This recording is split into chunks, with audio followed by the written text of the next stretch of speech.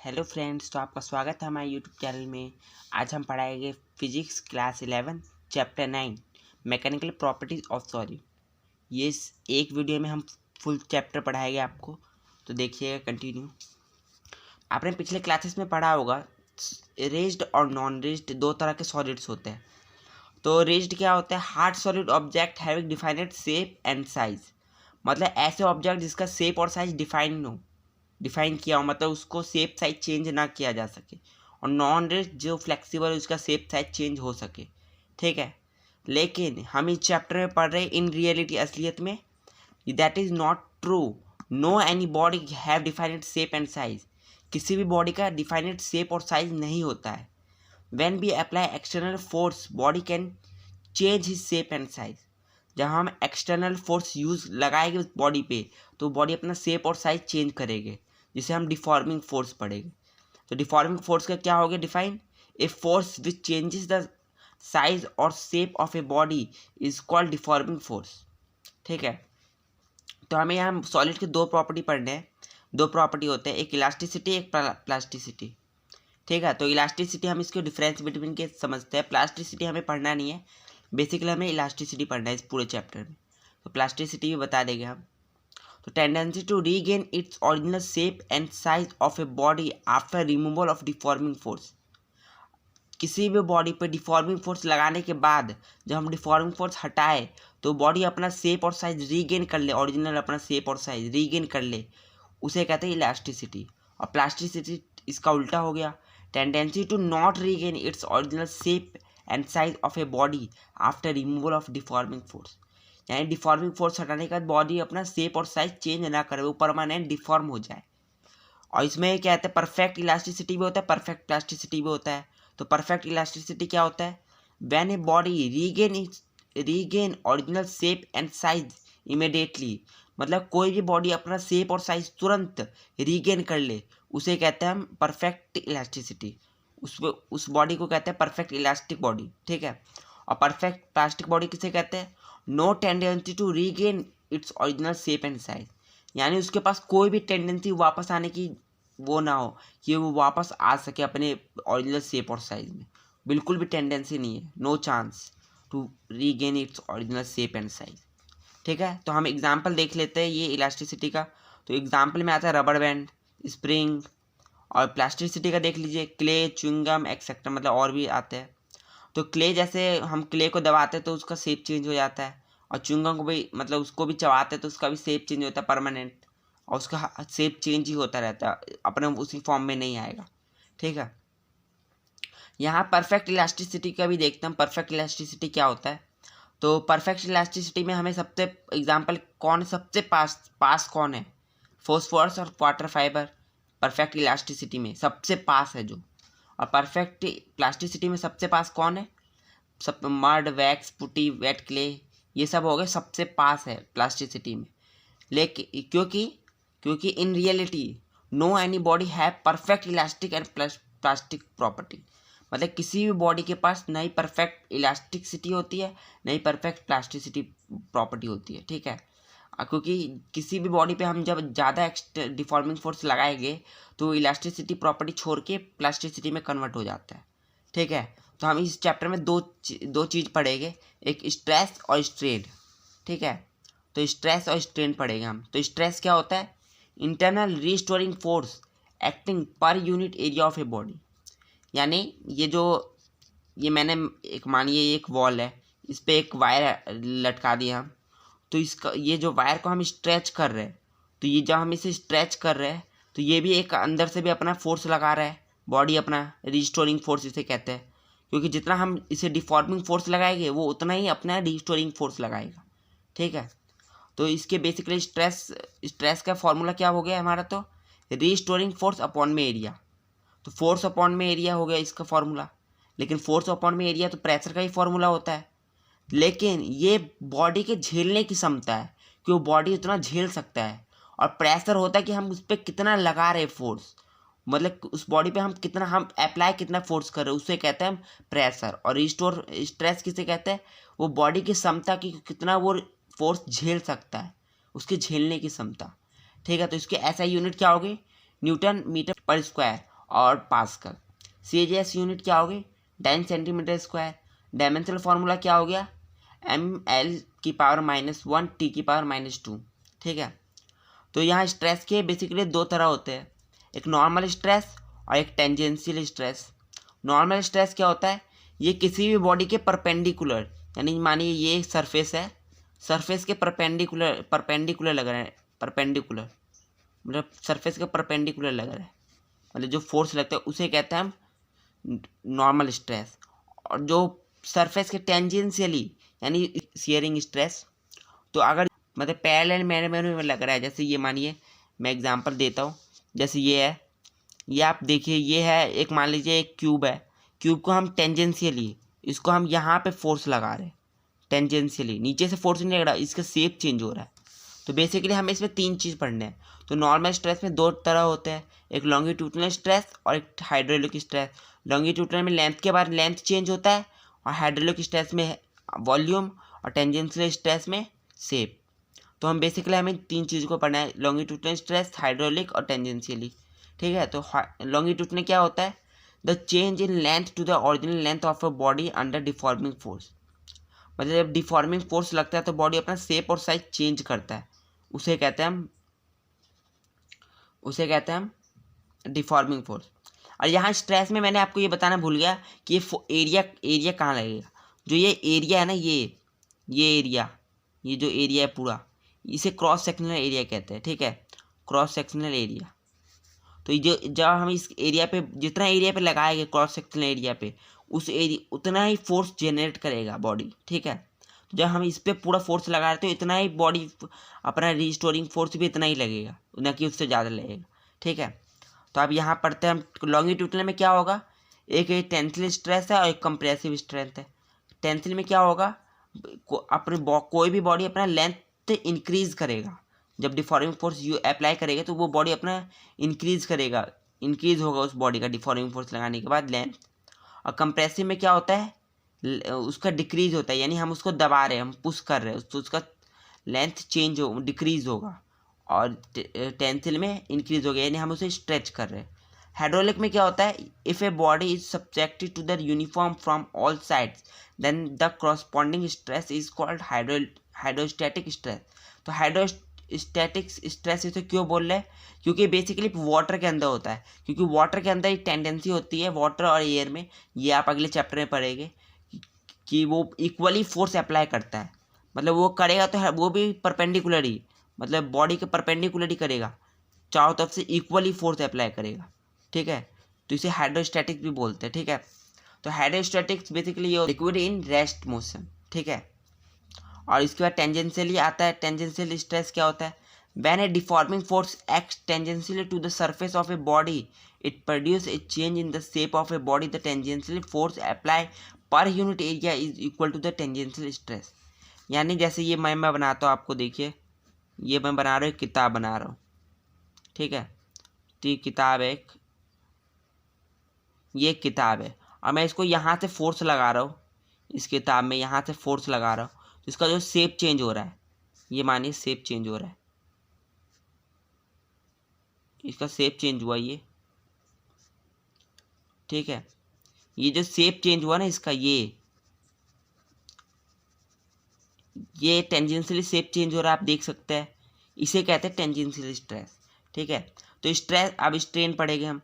तो स्ट्रेन क्या हुआ, the ratio of change in any dimension produce in the body to the original dimension. यानी जो stress लगाने की वजह से जो चेंजेस हुए हैं, जो डायमेंशन में चेंज हुआ है, उसके बारे में हम पढ़ेंगे स्ट्रेन में। ठीक है। मतलब जब स्ट्रेस लगेगा तभी स्ट्रेन आएगा, इसका कहने का मतलब। तो स्ट्रेन का फॉर्मूला क्या हो गया, चेंज इन डायमेंशन अपॉन ओरिजिनल डायमेंशन। यानी जैसे ये मानिए ये है बॉडी हमारा, तो ये वायर का ही है, तो हम वायर को हम, ये रहा ओरिजिनल लेंथ है इतना इस वायर का, तो हम इसको जब स्ट्रेच करेंगे, जब ये स्ट्रेच किया तो ये थोड़ा इसका साइज बढ़ गया। तो इस जो बढ़ा हुआ साइज है उसे हम डेल्टा एल से डिनोट कर रहे हैं, और जो ओरिजिनल साइज उसके एल से कर रहे हैं इसमें। तो अभी तो ये हो गया चेंज इन डायमेंशन अपॉन ओरिजिनल डायमेंशन। इसकी ना ही कोई यूनिट होती है ना डायमेंशन होते हैं। और इसके भी तीन टाइप्स होते हैं, एक longitudinal strain, volumetric strain, tangential strain. तो इन तीनों में भी वही है, इसमें है लेंथ, इसमें वॉल्यूम, इसमें शेप। तो लॉन्गिट्यूडिनल स्ट्रेन क्या है? The ratio of change in length to the original length.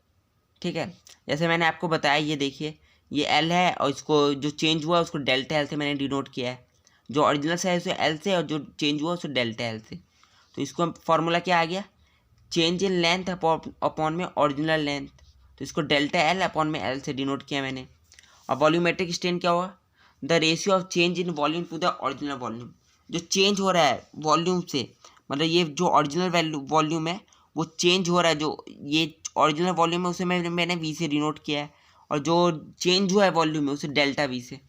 तो इसका फॉर्मूला हो गया चेंज इन वॉल्यूम अपॉन में ओरिजिनल लेंथ। तो इसका डेल्टा वी अपॉन में वी हो गया। और ये टेंजेंशियल स्ट्रेस क्या होगा? It is a term as the angle theta through which a face originally perpendicular to fix face X get turn और अप्लाइड टेंजेंशियली फोर्स। यानी ये देखिए, मैं आपको ये जो छोटा सा जो हमारा चेंजेस हुआ है इसको मैं आपको यहाँ दिखा रहा हूँ। ठीक है, ये मानिए इतना चेंज हुआ है, तो ये जो चेंज हुआ है तो इसे हम, ये इसकी ओरिजिनल लेंथ है, ये ओरिजिनल लेंथ हो गई, तो ओरिजिनल लेंथ को हम एल से डिनोट करते हैं। ठीक है, ये ओरिजिनल लेंथ हो गई तो इसे हम इसे एल से डिनोट करते हैं, और जो ये चेंज हुआ है इसमें इसे हम डेल्टा एल से डिनोट करेंगे। ठीक है, बेसिकली तो हमें ये जान लिए। अगर आप इसको दूसरी तरह देखना चाहे फॉर्मूला निकालने के लिए, तो इसको आप देख सकते हैं, ये एक सर्कल का लग रहा है, सर्कल का एक चौथाई लग रहा है, तो इसको आप पूरा सर्कल मानते हैं, तो ये सर्कल का फॉर्मूला हो गया थीटा, थीटा इक्वल टू में आर्क अपॉन में रेडियस।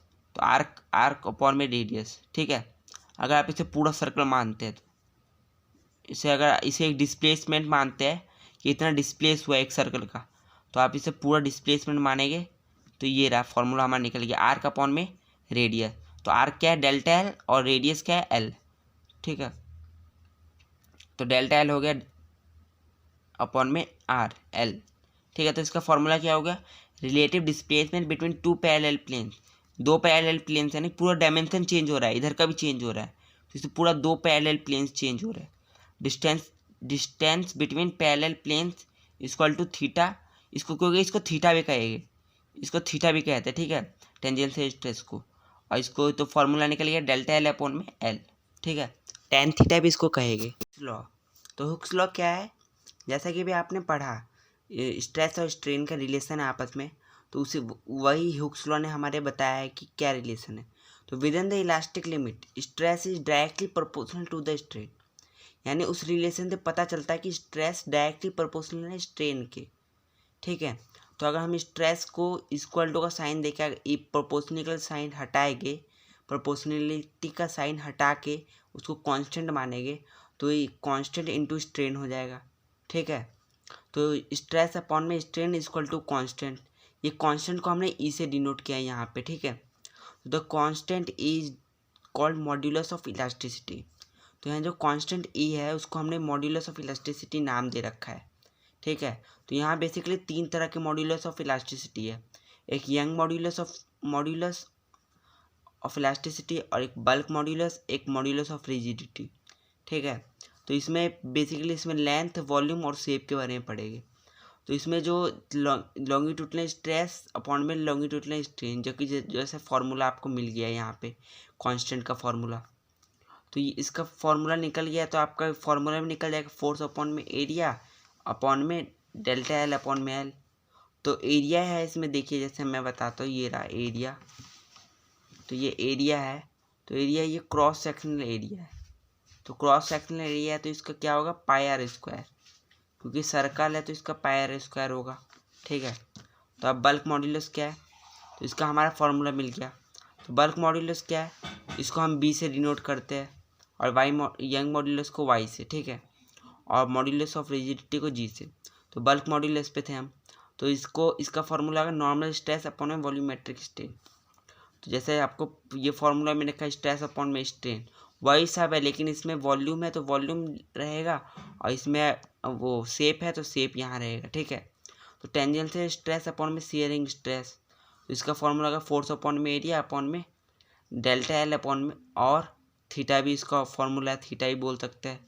कुछ इंपॉर्टेंट पॉइंट्स भी है, जैसे कंप्रेसिबिलिटी। तो जो कंप्रेसिबिलिटी के है ये रेसिप्रोकल है बल्क मॉड्यूलस का। यानी K इक्वल टू 1/b। और हाँ, मैं एक चीज़ बताना भूल गया, ये हुक्स लॉ का क्या होगा, डायमेंशन क्या है इसका, यूनिट्स क्या होगी। तो इसकी यूनिट सेम होगी जो कि स्ट्रेस की होगी, क्योंकि स्ट्रेन का कोई यूनिट नहीं होता, ना ही डायमेंशन होता है।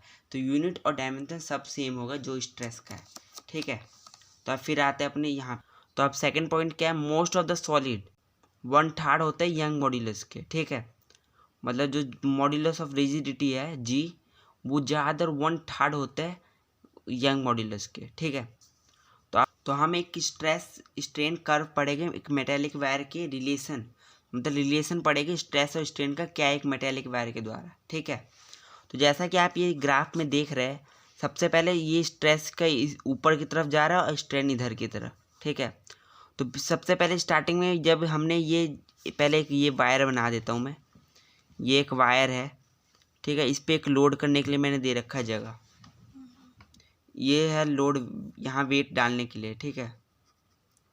तो यहाँ पे मानिए मैंने सबसे पहले वेट डाला, तो वेट डाल रहा हूँ जैसे जैसे वैसे वैसे प्रोपोर्शनली जा रहा है, स्ट्रेन भी इक्वली जा रहा है, स्ट्रेस भी प्रोपोर्शनली जा रहा है एक दूसरे के साथ साथ, ठीक है। यहाँ तक ए पॉइंट तक प्रोपोर्शनली गए दोनों। और जैसे जैसे मैं वेट बढ़ा रहा हूँ, जब मैंने वेट ज़्यादा बढ़ा दिया तो जो वो चला गया, मतलब वो इलास्टिक लिमिट तक चला गया, यानी जो ए पॉइंट तक गया वो प्रोपोर्शनल लिमिट है, मतलब प्रोपोर्शनल गया है यहाँ से, ये पूरा प्रोपोर्शनल जा रहा है, ठीक है। और जब बी पॉइंट तक पहुँचा तो इसके यल्ड पॉइंट कहते हैं, यानी ये इलास्टिक लिमिट है, आखिरी इलास्टिक लिमिट, जैसा आपने पहले पढ़ा होगा, ठीक है। यानी ये इलास्टिक लिमिट है, इसके बाद प्लास्टिक नेचर आएगा, ठीक है। तो जब इसको अगर बी तक पहुंच गया और बी के बाद सी पे गया तो ये परमानेंट सेट हो जाएगा। यानी अगर हम इसके बाद इसके ऊपर लोड हटा भी देंगे तो ये अपना परमानेंट सेट हो जाएगा, ये अपना नेचर नहीं छोड़ेगा, ये अपने ओरिजिनल साइज रीगेन नहीं कर पाएगा, इतना साइज बच ही जाएगा, मतलब इतना स्ट्रेन रहेगा ही रहेगा, ठीक है।